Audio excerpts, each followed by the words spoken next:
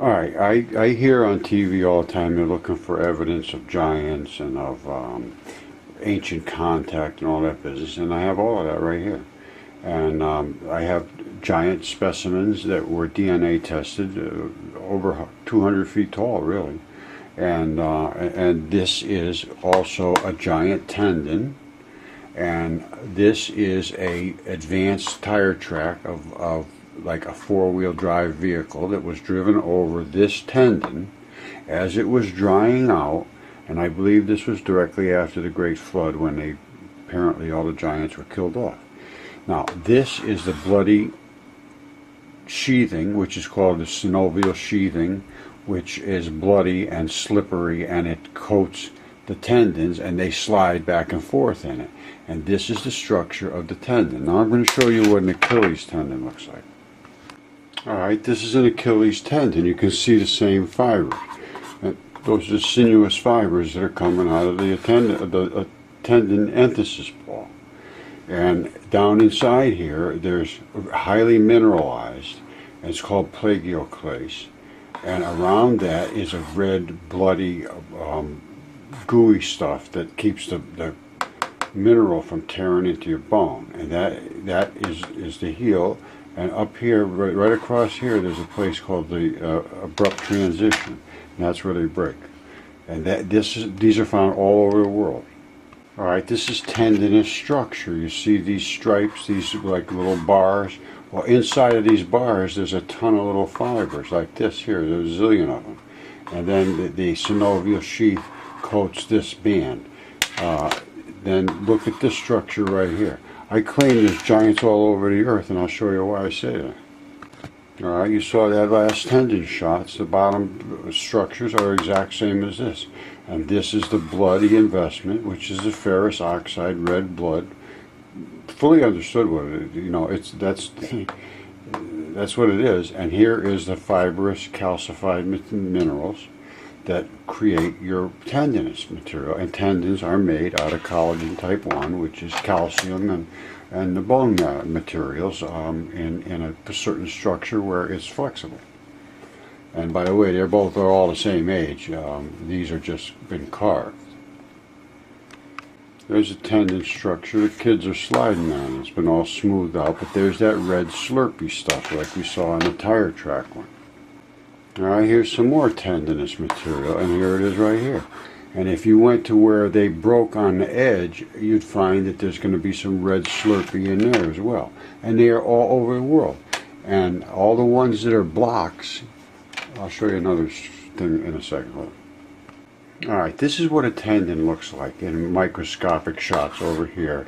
And this is what the structure looks like, and which is coming out of the bone. So the bone has that ball, and coming out of the bone is this. And this is where these little fibers come, those little strappy things. And then there's an abrupt transition, which is this right here. And it breaks just like you cut it with a knife. And there's some little slurpy stuff in here, which is like the glue. And these are the tendinous straps that come out of here into your muscle. Now, it breaks right off there. Now you see this right here? This is what they do. They block off inside of the tendon itself. So you not only have the straps coming up, you have blocks this way, and they literally break off in these little blocks, and they are literal blocks. The ends of these are cut like you cut them with a knife. Look at them. You can see. You can see how sharply cut they are. And the old construction techniques, they didn't build with carving and cutting and doing all this. They picked these up and stacked them. It's not quite as evolved as they say, I don't think. Once again, Finnegan's Cave. This is tendons from a giant creature. And these are the fibrils that are now called basalt columns. And they are tendon fibrils. And each one of them was coated with a layer of that synovial fascia sheath, which is bloody invested. And here's some of where this was serviced with blood, is where the red areas are. up here, but it looks like there's a red blood investment there. And this is that gluey stuff, which is a leucine-rich proteins. And above that, going straight up, would have been the muscle. And that breaks, the muscle breaks off because the muscle is fleshy and it just erodes right away. So that's that. Now, believe it or not, I'm claiming this is a tendon enthesis as well. And there is the abrupt transition, cut off flat as a pancake. Remember this structure here? Remember the articulation of the tendon straps? Here they are. These are the blocks. You see across there? You see that? Cut. You see how the stripes go straight across? Exactly what we saw in the microscopic shots of the tendons. Now, the reason that this waterfalls are coming out of here in these exact locations around the outside of this is that water services, well, right now it's water, but normally it would have been blood.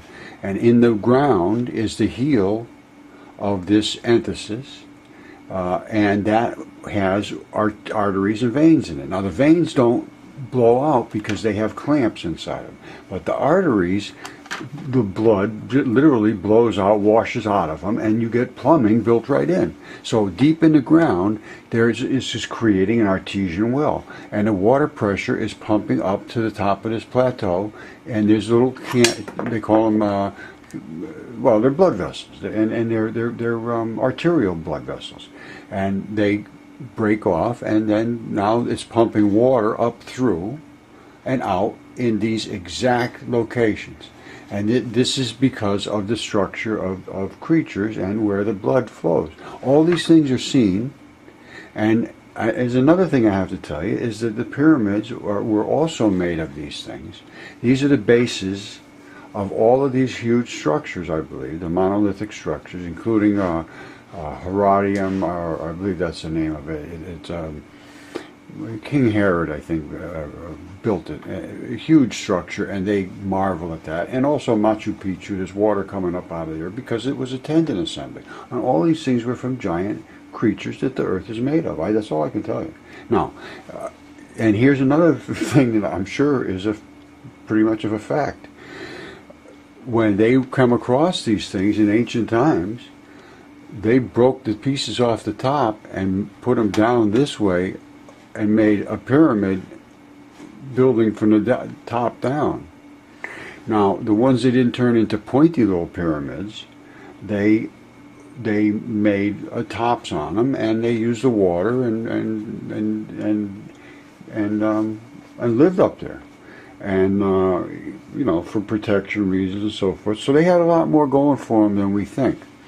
And I believe that these little bars, they broke off, and they hoisted them down, and maybe they dropped them down to pull stuff up. They had so many of them here, they could just keep dropping them down with a pulley and pull stuff up at the same time. I don't know what they did, but all I can tell you is this is a giant tendon enthesis. That's it, the way it works. All right, this is the DNA tests that we had done 3 of them, and Helix Biolab was the only one that would do these tests because they were on human giants, and everybody else, as soon as they find out that that was what it was, they back out, or they never even wanted to get involved. So anyway, and this was extremely well done. The collection of the samples was textbook. We covered with plastic, and you know, sterilized all the tools, and deeply got the samples deep inside. And they were, for ancient DNA, dense, they said. And there was over 100 base pairs, 2 regions, and it goes on and on. And they sent this off after he did the extraction of the DNA. They sent it down to Eaton Biolabs down in New Jersey, and they did the sequencing and did whatever else they do. I don't know what they do, but they did all this sequencing down at Eaton Biolabs, and they came up with the results. And there it is. There's all human DNA. And it's pretty pretty sophisticated tests, and they should be examined, and this is evidence of what I'm presenting. And I additionally have CAT scans, and the CAT scans were done by Jesse Garant and Associates, and they do industrial scanning. Now here's one of the CAT scans I'm showing here, and here's a different. Now look, you see this? Here's the nail bed, and this is a giant fingertip. It's about 9 or 10 inches long from here to here, and that is a left thumb. And inside the CAT scans is very, very clear, and they did a fabulous job. You can see the bone inside it, and then you can see as it goes on and on. There's all kinds of information here. But anyway, I have all of the tests. There were 7 CAT scans they did. And the DNA and the chemistry and all that stuff is done. So I think somebody should look at this, and I'm not getting any help from any academics whatsoever. They oppose this with prejudice. And I'd like to have someone take a look at this. It just makes no sense to just ignore these facts. Thank you.